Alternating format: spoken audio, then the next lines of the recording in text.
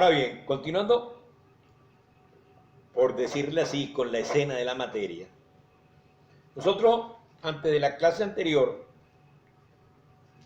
en la penúltima clase, habíamos conversado sobre el artículo 12 del reglamento de la LOCSIMAN y habíamos dicho que se entiende por condiciones de inseguridad insalubre, entre otras, que el patrono no garantice a los trabajadores los elementos de saneamiento básico, incluye el agua potable, eso lo tocamos aquí, lo conversamos, agua potable, baños sanitarios, vestuarios, etcétera, para que ellos se pongan los uniformes y otras condiciones necesarias para la alimentación. Pónganse ustedes que los trabajadores, como casi está pasando normalmente, se queden a almorzar en la empresa, ya dé el almuerzo o no la empresa, sea que los trabajadores se lleven sus loncheras, etcétera, tienen que tener por lo menos un espacio mientras ellos almuerzan, como seres humanos, pues. O sea, no es que lo van a poner en un chiquero como si fueran animales o como si fueran cochinos, son personas, son seres humanos. Por lo tanto, tienen que tener una cierta característica de humanidad para poderse comer, aunque la comida la lleven ellos de su casa. Ahora también se dice en el ordinal segundo de esas condiciones inseguras e insalubres que están establecidas en el artículo 12 del reglamento, no asegurarle a los trabajadores toda la protección y seguridad y salud y la vida y los riesgos peligrosos que puedan afectar su salud física. Hay tantos, por ejemplo, en materia industrial, hay tantas cuestiones que pueden afectar la salud, los químicos, la electricidad, perdón, cualquier cuestión que contamine el aire. En este momento, por ejemplo, que estamos en pandemia, resulta que hay 5 o 6 personas con la pandemia y entonces quizás una parte interesante que se suspendió parte de los trabajos es porque precisamente si va gente que no se cuida de esa pandemia, eso va a hacer que se termine de extender al resto de los trabajadores y esta pandemia pues puede causar la muerte. O sea que no estamos hablando de juego.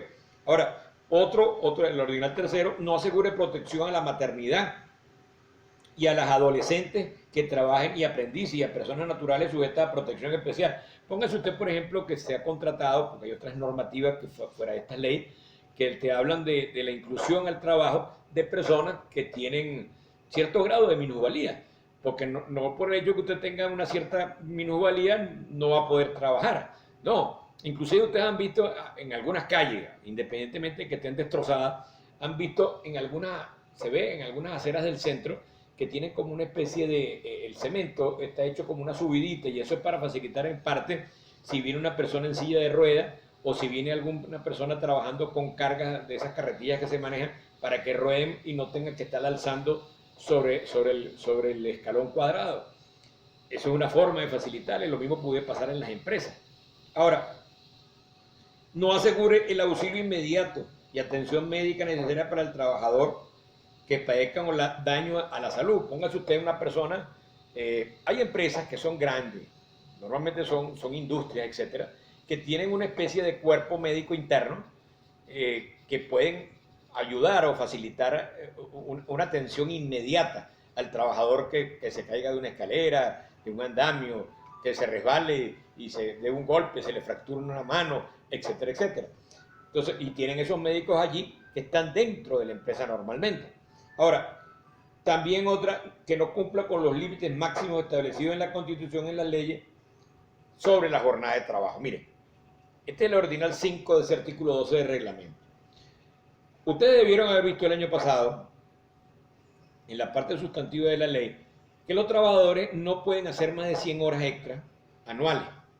Es decir, y no pueden hacer más de 100 horas extras anuales porque aparte de que Venezuela ha suscrito tratados internacionales sobre esta materia desde hace más de 30 años, más de 40 años, al cumplir con los límites máximos, se ha establecido que no pueden pasar, además de su horario normal, pues no pueden pasar de 100 horas extras anuales, diurnas o nocturnas, no pueden pasar de 100 horas extras. Entonces, pero la ley del trabajo establece que para usted poder hacer horas extras, usted tiene que pedirle permiso al inspector del trabajo de la localidad donde se encuentra la empresa. Por ejemplo, yo tengo actualmente demandada a Bimbo, ¿verdad? yo tengo una demanda penal laboral contra Bimbo. ¿Por qué?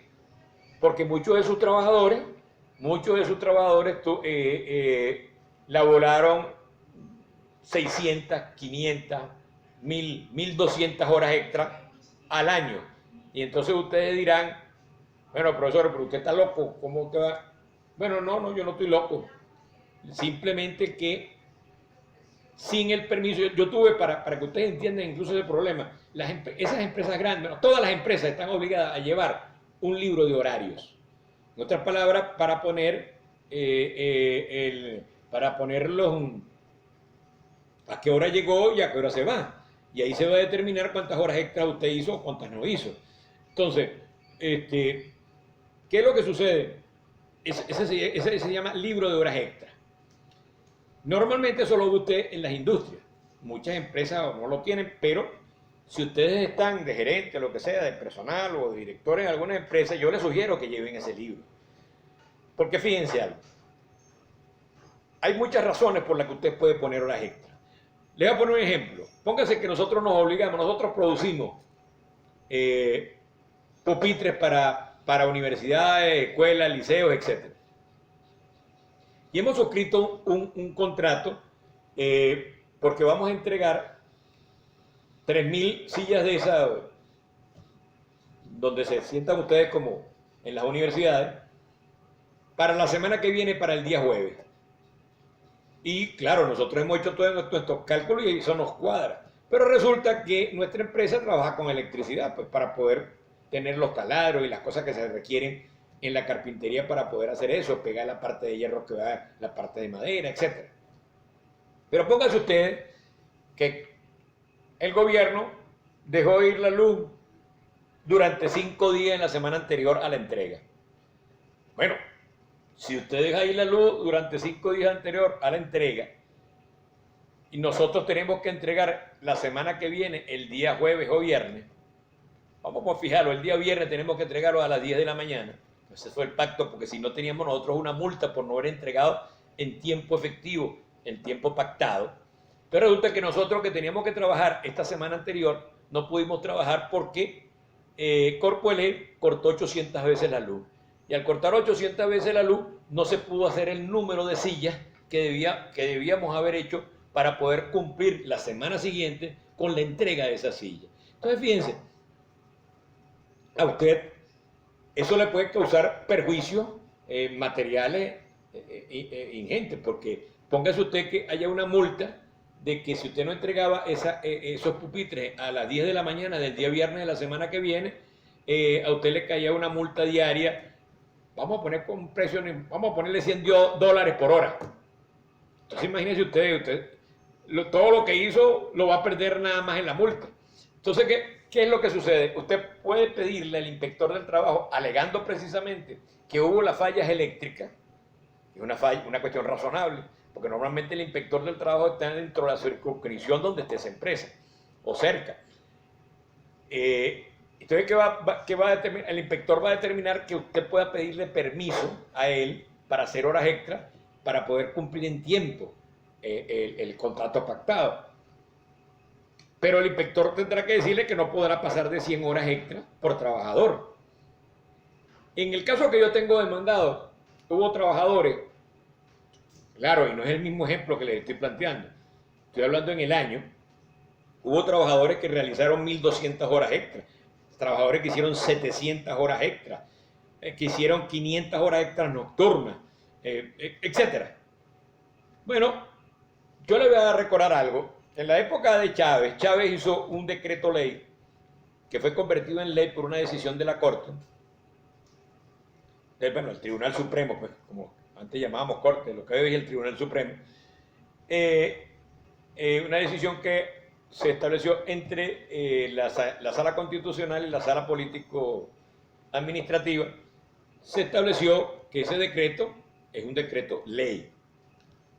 Ese decreto establecía, Chávez, que para salvaguardar los derechos humanos de los trabajadores, entre ellos lo que estamos hablando, de no violar, digamos, el tiempo debido de trabajo del prestador de servicio, tenía usted que solicitar al inspector del trabajo, porque incluso, póngase usted que usted fuese una empresa que importa, vamos a poner que usted importa trigo, como el caso de Bimbo.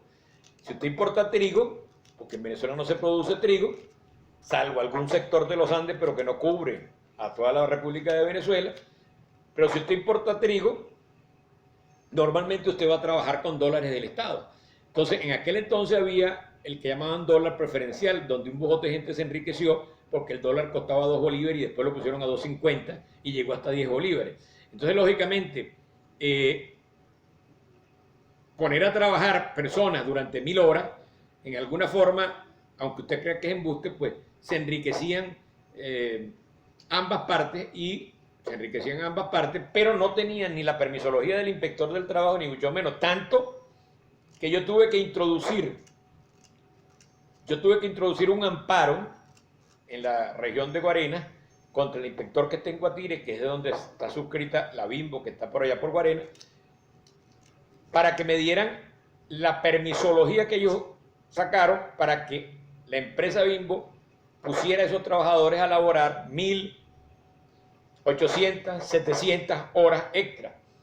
Y al inspector lo único que se le ocurrió decirnos fue que él no podía probar eso porque ellos habían movido esa fase de los archivos para un sitio que quedaba más lejos de Guarena y la justificación fue que esos archivos se quemaron. Pero resulta que en el expediente, cuando el fiscal que llevaba la parte, le estoy diciendo que esto es laboral penal, el fiscal que llevaba esto, al preguntarle a la directora de personal de Bimbo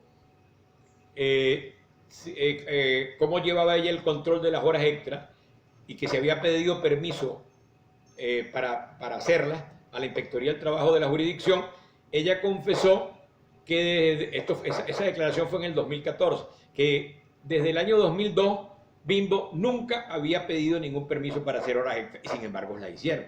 Eso significa pues que ellos violaron el orden público, violaron la Constitución, violaron la Ley Orgánica del Trabajo, que es de orden público, y violaron también el orden público legal, tanto de la ley de la LOCSIMAD como del reglamento de la LOCSIMAD. Y de paso, pues lógicamente que dañaron la salud de muchísimos de esos trabajadores.